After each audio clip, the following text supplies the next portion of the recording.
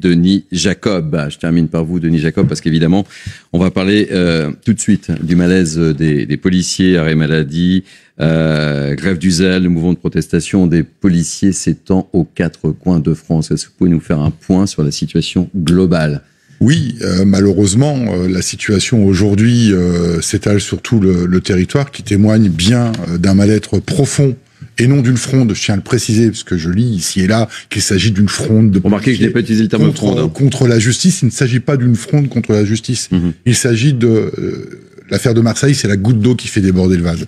Il y a un profond mal-être, un désarroi, une incompréhension, un sentiment d'abandon qui fait que les policiers, aujourd'hui, en ont marre, en ont ras-le-bol, sont fatigués, et donc l'expriment sous diverses formes. L'état au niveau national aujourd'hui est le suivant, c'est qu'en grande majorité, il y a plus de 1100 arrêts maladie sur la région méditerranéenne principalement. Plus la grève du zèle. À ça s'ajoute des grèves du zèle sur la plaque parisienne, Paris intramuros, Petite Couronne. Ça commence à prendre forme sur les départements de la Grande Couronne et aussi à Montpellier. Il y a le département du Var qui est en train de prendre. Il y a également le département du Rhône.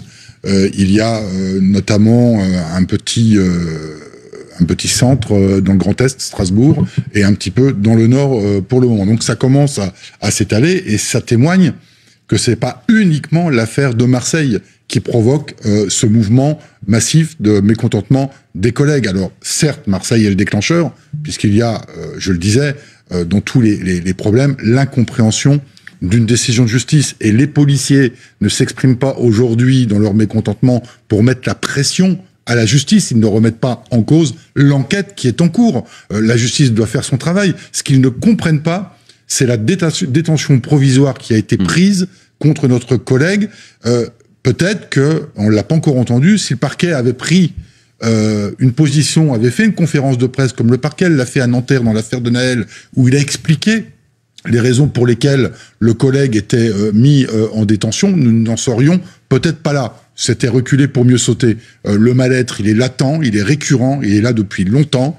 Et à chaque fois qu'on a une mise en cause d'un policier dans le cadre de l'exercice de ses fonctions, eh bien, tout de suite, il est vilipendé sur la place publique, il est présumé coupable et pas présumé innocent, ce qui fait qu'il y a une incompréhension de mes collègues, et ils en font part par une expression de service minimum, d'arrêt maladie. Là aussi, je voudrais qu'on arrête de dire que les policiers sont faussement malades. Les arrêts maladie, ce ne sont pas les policiers qui les signent, ce sont bien des médecins. Donc, quand on a 1100 arrêts maladie, il faudrait peut-être se poser la question s'il n'y a pas une fatigue. Vous savez, l'asthénie, c'est très vite, on peut très vite faire le diagnostic. Fatigue physique, fatigue morale, stress, donc du travail en continu. Il y a des fonctionnaires de police qui ont travaillé 9 jours en continu, 100 jours de repos. Il y en a qui sont rappelés sur leurs jours de repos. Donc tout ça s'accumule et les policiers, ils craquent aujourd'hui. Réaction tout de suite, Denis Jacob, et tour de table ensuite. La réaction, c'est la même que j'ai pu avoir sur les propos du président de la République, ou comme ceux qui ont été tenus par la Première ministre, à savoir que l'exécutif aujourd'hui fait un équilibre entre réaffirmer sa confiance, sa reconnaissance pour le travail qui est fait par les policiers dans des conditions extrêmement difficiles, avec une violence à laquelle ils font face chaque jour, au-delà même des émeutes urbaines. Et puis vous avez la position qui est de rappeler l'indépendance de la justice. Pourquoi ? Parce qu'il a été reproché il y a quelques semaines encore au président de la République de s'immiscer un peu trop dans les questions de justice, et de rappeler que l'exécutif n'avait pas à prendre positionnement d'un côté ou d'un autre par rapport à la justice. Donc c'est un juste équilibre. Moi, je tiens quand même à saluer les propos qui ont été tenus par le directeur général de la police nationale et qui font polémique. Et Laurent Nunez aussi. Et de Laurent Nunez également, qui a confirmé et soutenu les propos du directeur général. Nous en avions besoin parce qu'au-delà d'un déplacement qui reste symbolique, et même si les discours le sont tout autant, on avait besoin d'une position de notre patron, le DGPN, parce qu'au-delà d'être un préfet au service de l'État, Frédéric Vaux est un flic, un vrai flic, qui a plus de 40 ans de service, qui vient de la police judiciaire, qui a eu affaire aux criminels et aux voyous, donc il sait très bien ce que nous vivons. Alors je ne doute pas que sa prise de parole a été validée, bien évidemment, par le ministre de l'Intérieur, mais en attendant, c'était attendu, et c'était important de rappeler de la part de l'autorité son soutien et sa reconnaissance, quand on sait que dans les émeutes urbaines, à Marseille notamment, on a eu quand même quelques autorités locales qui ont dit à nos collègues sur le terrain, pas de prisonniers, vous n'emmenez personne en garde à vue, les gardes à vue sont pleines, vous réglez le problème. Les prisons sont pleines. Vous réglez le problème sur place. Donc, quand vous interpellez des individus comme ça s'est passé, 15, 20, que vous les menottez, vous contrôlez leur identité, et puis que le patron qui est sur place vous dit, vous les remettez en liberté, que vous les retrouvez une demi-heure plus tard en train d'à nouveau brûler et casser, je ne le justifie pas, je ne l'excuse pas, mais il ne faut pas s'étonner non plus qu'on puisse avoir, à la marge, des collègues qui puissent déborder. Mais là aussi, concernant notre collègue de Marseille qui a été mis en détention provisoire, la présomption d'innocence, elle doit être appliquée. La détention provisoire ne se justifie pas au regard des critères qui la définissent. Il y en a 7, c'est l'article 144 du Code de procédure pénale. Moi, quand je les reprends, je vois pas dans quels critères rentre notre collègue. Très honnêtement, c'est un fonctionnaire de l'État. L'État employeur a toutes les garanties de représentation pour notre collègue. Ce n'est pas un risque au trouble à l'ordre public.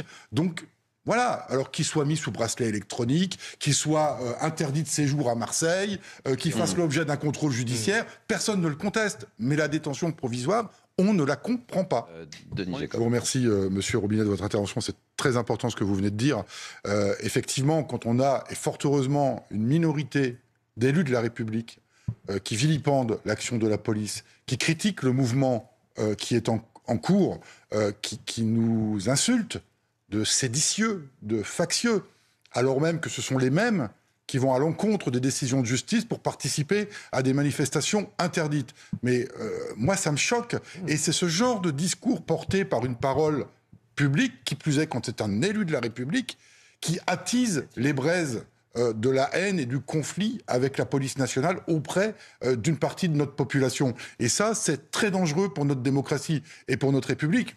Bon, après, on sait d'où ça vient, donc c'est pas étonnant, mais je pense qu'à un moment donné, il va falloir que ça cesse également. Je pense que, je vais reprendre une expression que j'utilise depuis, malheureusement, l'affaire de Marseille, les policiers ne sont pas au-dessus de la loi, ils ne sont pas en dessous non plus. C'est la même chose pour les élus de la République, et c'est la même chose pour tous ceux qui s'expriment sur le sujet actuel. Nous sommes dans une société de l'inversion de la charge, c'est-à-dire qu'aujourd'hui, le coupable, le voyou, le criminel, c'est le policier, et le délinquant devient la victime, surtout avec les discours que certains font circuler. Donc oui, le ras-le-bol, il est là, et vous pointez très, très justement un autre problème de notre institution, ce sont les milliers de démissions que nous avons. Les crises de vocation. Et ça, c'est un fait. C'est un fait. Donc, à un moment donné, et je vais reprendre une expression d'un journaliste très connu, il faut que la peur change de camp. Et une bonne fois pour toutes. Parce que sinon, nous sommes le dernier rempart de la démocratie. Si les collègues arrêtent de faire leur travail définitivement, on va voir ce que c'est qu'une société sans police.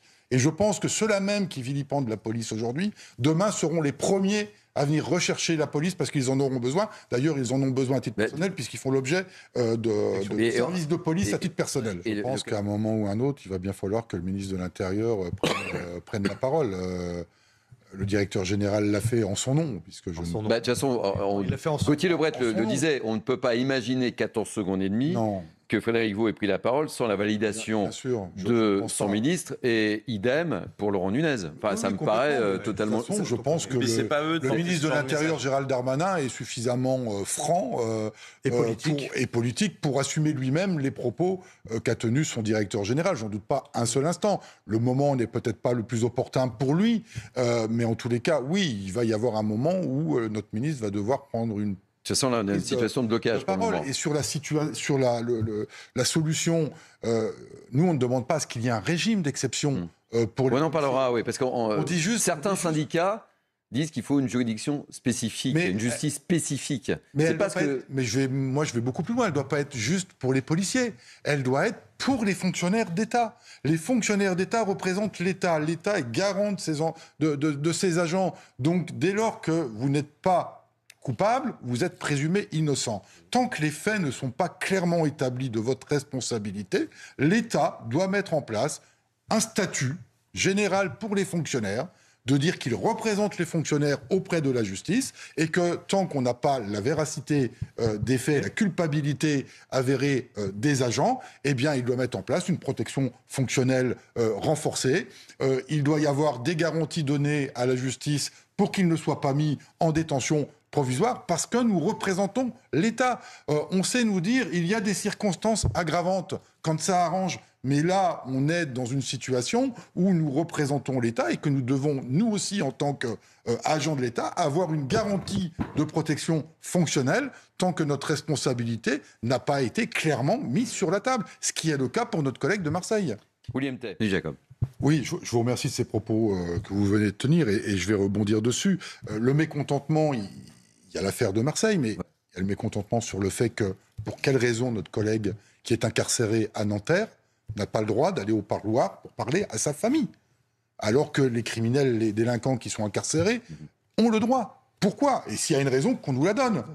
On nous la donne pas. Et puis, on a un policier à Marseille qui est en détention provisoire. Alors, on peut considérer que le juge des libertés et de la détention a retenu des critères probants.